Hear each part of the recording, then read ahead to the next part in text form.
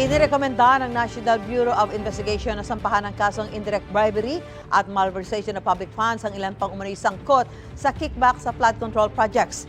Hindi inisa-isa ni Justice Secretary Jesus Crispin Remulla pero lahat daw ng idinawit ni dating DPWH Undersecretary Roberto Bernardo ay pinakakasuhan.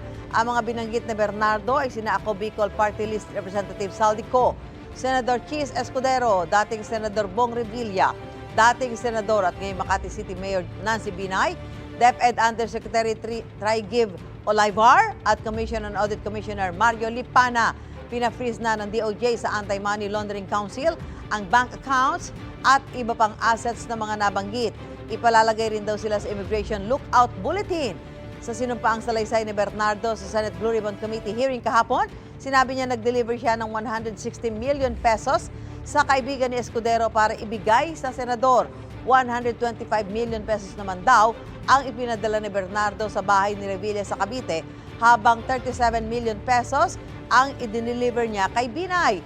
Nag-deliver din daw siya ng pera kay Olivar na no stop ni Revilla.